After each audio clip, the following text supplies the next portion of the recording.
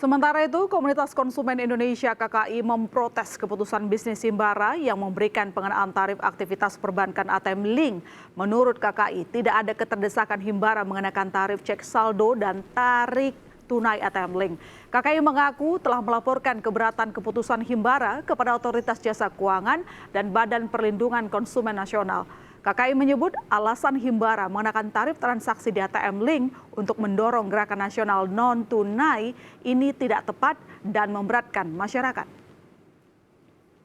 Gerakan non-tunai, kenapa untuk yang penarikan tunai itu dikenakan biaya besar, padahal itu kan nggak ada hubungannya. Lebih baik mereka memasyarakatkan non-tunai ini. Kalau perlu ATM diperdikit supaya orang menggunakan non-tunai. Jadi saya katakan kemarin di pertemuan itu ini nggak nyambung alasannya. Ya, perubahan sistem transaksi ATM Link mendapat banyak respon. Lantas bagaimana langkah tersebut menggambarkan aktivitas bisnis bank BUMN? Kita diskusi dengan ekonom Rian Kirianto malam ini. Selamat malam, Pak Rian. Selamat malam. Oke, Pak Rian, lagi ramai terutama di kalangan nasabah untuk Bank Himbara. Tiba-tiba dikenakan tarif kalau beda debit sama kartu ATM, ada transaksi di sana. Nah, tanggapan Anda apa yang bisa kita simpulkan dari bisnis perbankan BUMN dengan keputusan tersebut?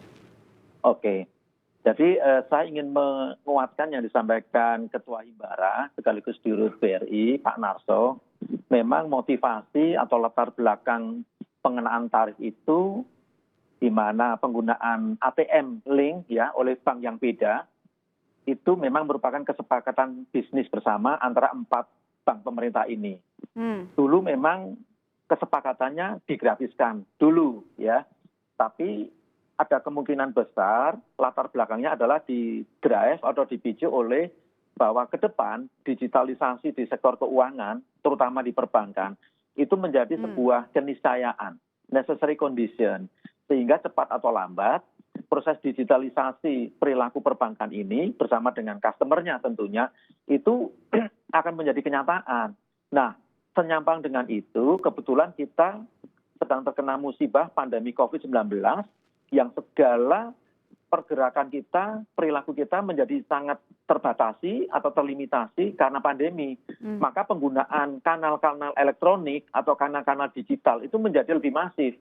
Maka sebagian orang mengatakan bahwa ada semacam blessing in disguise bahwa pandemi COVID ini justru mengakselerasi penggunaan kanal-kanal digital di dalam semua moda transaksi pembayaran atau transaksi keuangan, termasuk di sistem pembayaran kita. Itu background-nya begitu. Dan saya ingin tegaskan, sesungguhnya dari Himbara juga memberikan announcement itu beberapa hari sebelumnya bahwa as of 1 Juni ada pengenaan tarif untuk penarikan tunai atau untuk pengecekan saldo di ATM Himbara, ATM Link yang bukan penerbit kartunya. Itu harus clear itu gitu. Tapi gini Pak, kebijakan yang diambil di tengah ini banyak sekali fintech menawarkan biaya gratis transfer beda bank gitu. Nah, ini nggak salah strategi atau gimana Anda melihatnya? Tentu ada kalkulasi bisnisnya ya.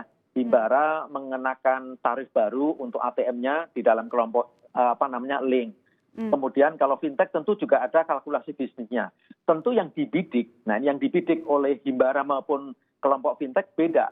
Kelompok fintech mungkin yang dibidik adalah margin daripada pinjaman yang disalurkan kepada debtor atau obligor atau debitur. Sementara dari sisi Himbara, tujuan akhirnya, end state-nya adalah bagaimana konsumen Himbara ini beralih dari kanal yang sifatnya ATM atau kanal fisik yaitu datang ke kantor cabang itu menjadi semuanya digital, menjadi artinya ada potensi 45.000 ATM Link bersama ini bisa berkurang ya Pak?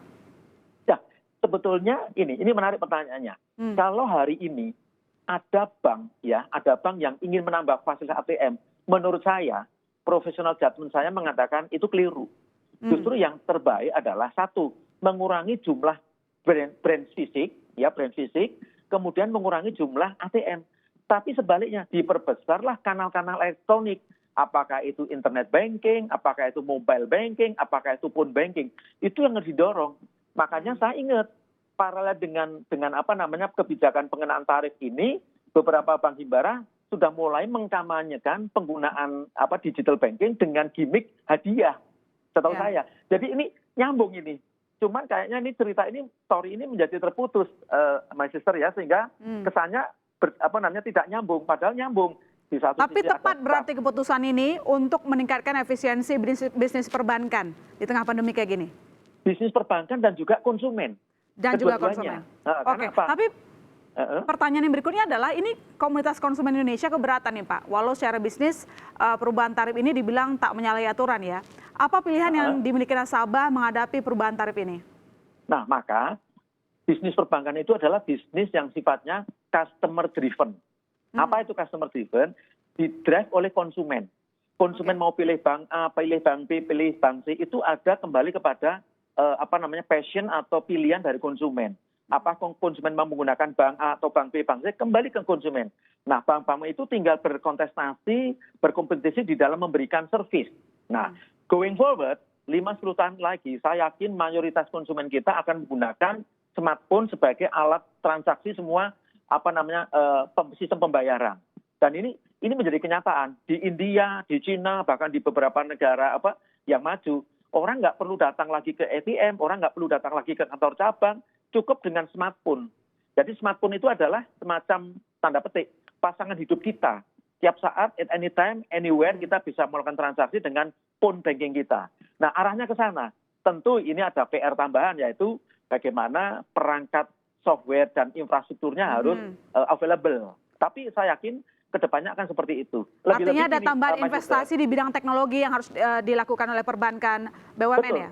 Okay. Betul, karena saya lihat beberapa bank himbara itu kemarin melakukan announcement publikasi bahwa mereka akan melakukan investasi barang modal atau capital expenditure itu di sektor IT. Nah, dugaan saya pengembangan sektor IT itu dalam rangka ini menyambut perubahan atau transformasi perilaku customer yang arahnya kebanyakan kepada digital banking. Terutama menangkap ke depan bahwa kelompok konsumen milenial ini yang perilakunya sudah enggan bergerak dari rumah, dari kantor atau dari mana-mana, maunya pakai pragmatisme transaksi, ya sudah pilihannya adalah phone banking atau mobile banking seperti itu. Baik, terima kasih Pak Rian. Kita tunggu nanti hasil dari keputusan ini, apakah benar-benar bisa meningkatkan aktivitas bisnis perbankan, khususnya BUMN begitu. Terima kasih sekali lagi, selamat malam Pak Rian. Sama-sama, terima kasih juga.